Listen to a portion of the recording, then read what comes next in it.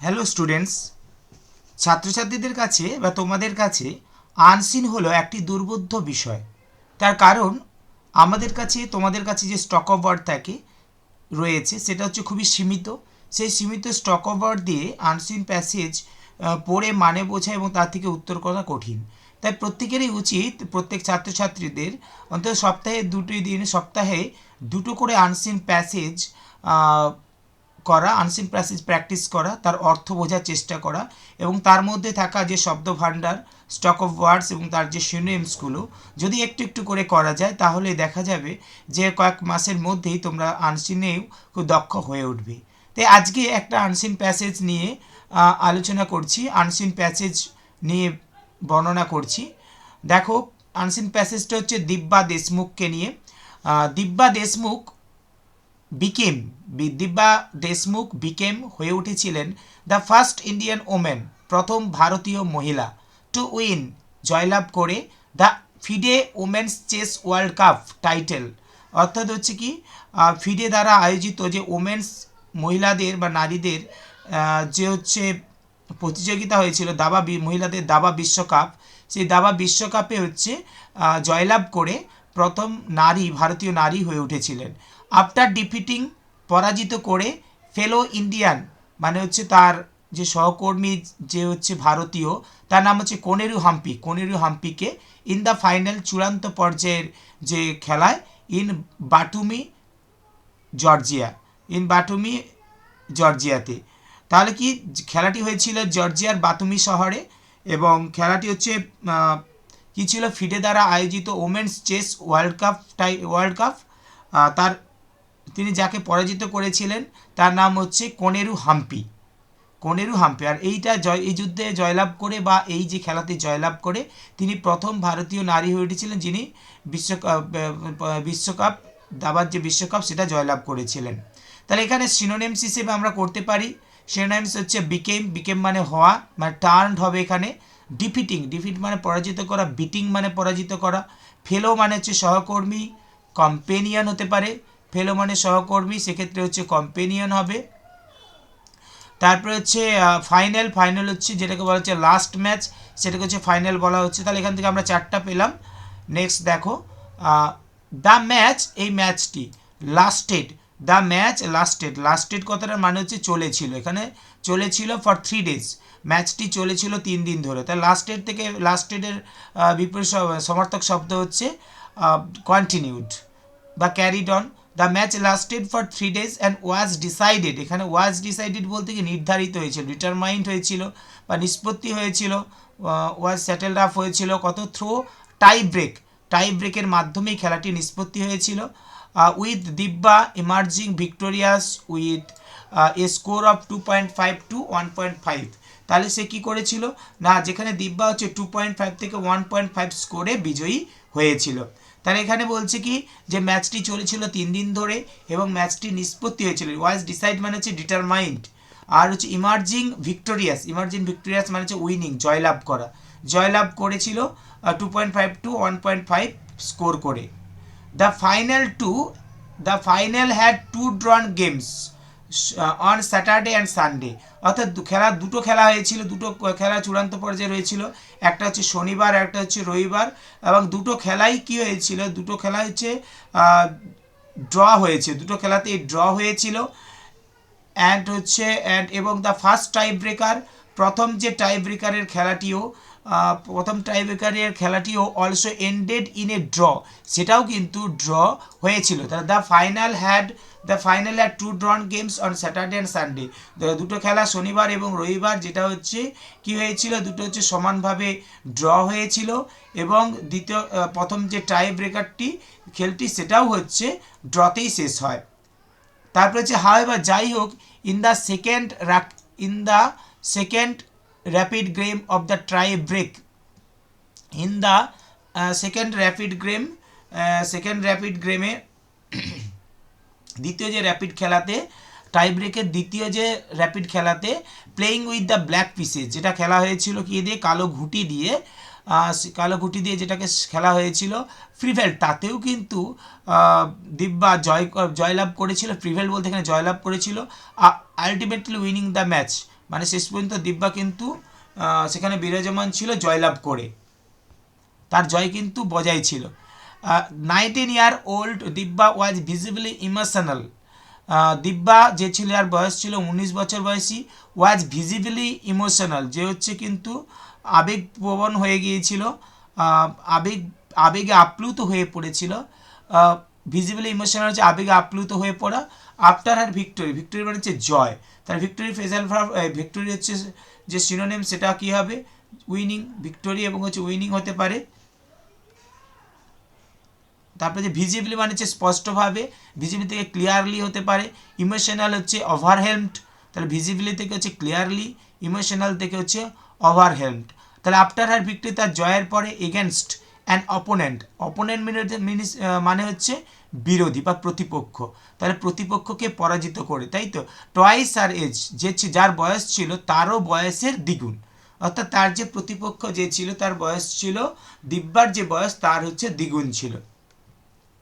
With this achievement, এই কৃতিত্বের সঙ্গে, উইথ দিস অ্যাচিভমেন্ট, এই কৃতিত্বের সঙ্গে, উইথ দিস অ্যাচিভমেন্ট, এই সাফল্যের মাধ্যমে দিব্যা জয়েন্টস, দিব্যা হচ্ছে যোগদান করে, দিব্যা হচ্ছে যোগদান করেছিল বা যুক্ত হয়েছিল কোনেরু হাম্পি, কোনেরু হাম্পির সঙ্গে, হারিকা দ্রোণাভাল্লি অ্যান্ড আর বৈশালী, অ্যান্ড হচ্ছে Vaishali, as the fourth Indian women to become a grandmaster. বলছে এই কৃতিত্বের সঙ্গে সঙ্গে সে যুক্ত হয়েছিল আরও 3টি নামের সঙ্গে, যার নাম ছিল কোনেরু হাম্পি, হারিকা দ্রোণাভাল্লি, আর একটা হচ্ছে Vaishali, as the fourth Indian women.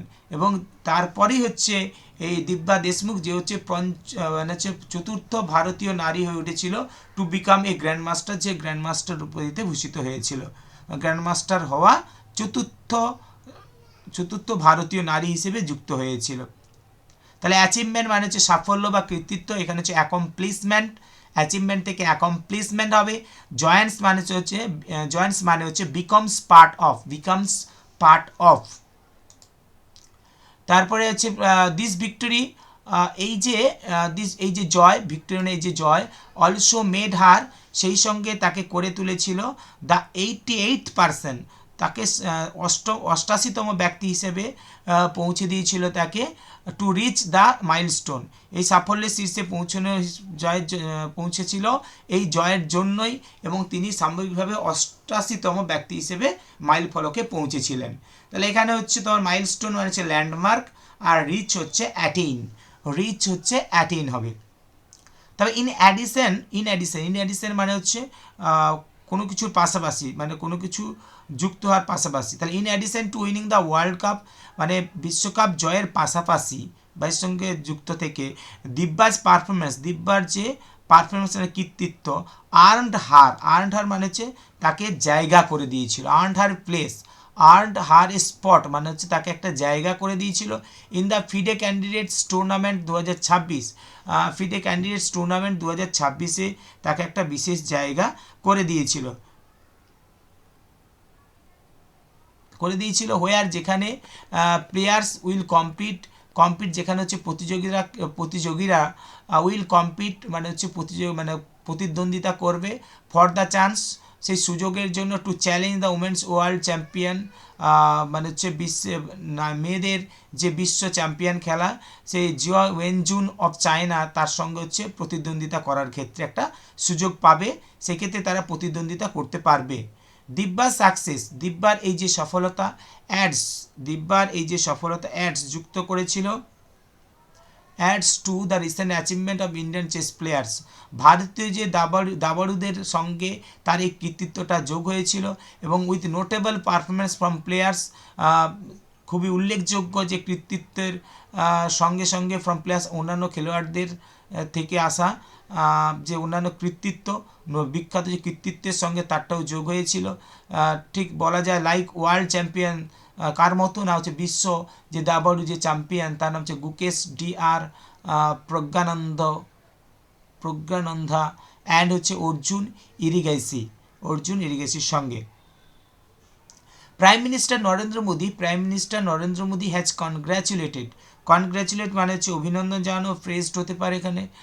Chess player Divya দেশমুখের প্রশংসা করেছিল for winning FIDE women's chess world cup 2025, মানে এই ফিডে দ্বারা আয়োজিত ওমেন চেস ওয়ার্ল্ড কাপ 2025-এ জয়লাভ করার জন্য। In a social media post মানে হচ্ছে একটি সামাজিক মাধ্যমের যে পোস্টের মাধ্যমে, সমাজের মাধ্যম, সেই পোস্টের মাধ্যমে the prime minister said that, প্রধানমন্ত্রী বলেছিলেন যে হি ইজ প্রাউড, তিনি হচ্ছে গর্বিত of the young Divya Deshmukh, মানে ইয়াং তরুণ হচ্ছে দিব্যা দেশমুখকে নিয়ে তিনি খুবই গর্বিত। On becoming FIDE's women world chess champion, এই নারীদের যে বিশ্ব দাবা যে চ্যাম্পিয়নশিপ, এই চ্যাম্পিয়নশিপে কী হওয়ার জন্য, উল্লেখযোগ্য ব্যক্তি হয়ে ওঠার জন্য বা চ্যাম্পিয়ন হওয়ার জন্য। হি সেড দ্যাট, তিনি বলেছিলেন দ্যাট যে chess player Deshmukh this remarkable feat, তিনি বলেছিলেন যে দাবর দেশমুখের এই অসাধারণ কৃতিত্ব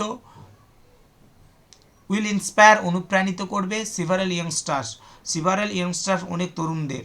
তাহলে হচ্ছে রিমার্কেবল হচ্ছে এক্সট্রা অর্ডিনারি বা নোটেবল হতে পারে, ফিট মানে হচ্ছে দক্ষতা কৌশল বা স্কিল হতে পারে, অ্যাচিভমেন্টও হতে পারে, ইন্সপায়ার করা মানে হচ্ছে মোটিভেট করা, আর ইয়ংস্টার্স হচ্ছে ইউথ।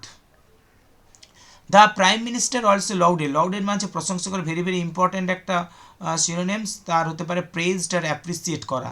লাউডেড, প্রেজড আর হচ্ছে অ্যাপ্রিসিয়েটেড, প্রশংসা করেছিলেন the efforts of chess player, সেই যে প্রচেষ্টাকে, সেই দাবা খেলোয়াড় কনেরু হাম্পির যে প্রচেষ্টা, তাকে হচ্ছে তার প্রশংসা করেছিলেন।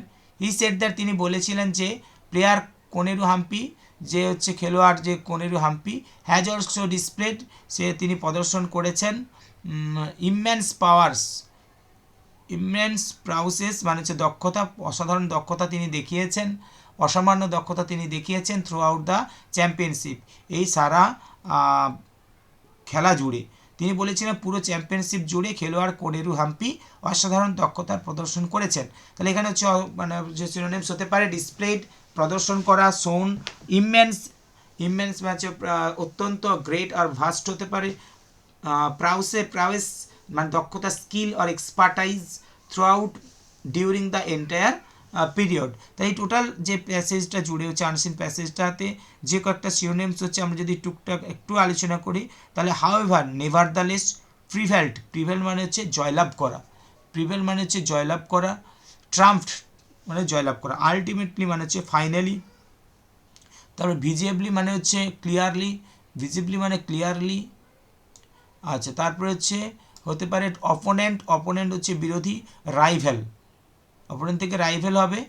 তারপর হচ্ছে অ্যাচিভমেন্ট থেকে হতে পারে অ্যাকমপ্লিশমেন্ট হতে পারে। জয়েন্টস হচ্ছে বিকমস পার্ট অফ। তারপরে হতে পারে সিনোনিমস আর যেগুলো রয়েছে, মাইলস্টোন থেকে ল্যান্ডমার্ক হতে পারে, আর হচ্ছে রিচ থেকে হচ্ছে অ্যাটেন হবে। তারপরে হচ্ছে পারফরমেন্স, দরকার নেই, আগে হচ্ছে পারফরমেন্স মানে কৃতিত্ব, আর ইন অ্যাডিশন টু হচ্ছে বিসাইডস পাশাপাশি, আর্নড হচ্ছে সিকিউর মানে সুরক্ষিত করা বা অর্জন করা, স্পট মানে হচ্ছে প্লেস, স্থান, স্পট হচ্ছে প্লেস হবে। তার কনগ্র্যাচুলেট করা মানে হচ্ছে প্রেজড হবে, আর উইনিং হচ্ছে ভিক্টরি হবে। আর যেটা রয়েছে রিমার্কেবল হচ্ছে রিমার্কেবল মানে হচ্ছে এক্সট্রা অর্ডিনারি হবে, আর হচ্ছে ইন্সপায়ার মোটিভেট করা হবে। প্রাউড মানে হচ্ছে গর্বিত, অনার্ড বা প্লিজড, ইয়ং হচ্ছে ইউথফুল, বিকামিং হচ্ছে অ্যাচিভিং হবে, রিমার্কেবল হচ্ছে extraordinary or notable. Feat হচ্ছে অ্যাচিভমেন্ট, ফিট মানে কৃতিত্ব, অ্যাচিভমেন্ট হতে পারে, আর হচ্ছে ইয়ংস্টার্স হচ্ছে ইউথ। তারপর হচ্ছে লাউডেড মিনস হচ্ছে প্রশংসা করা,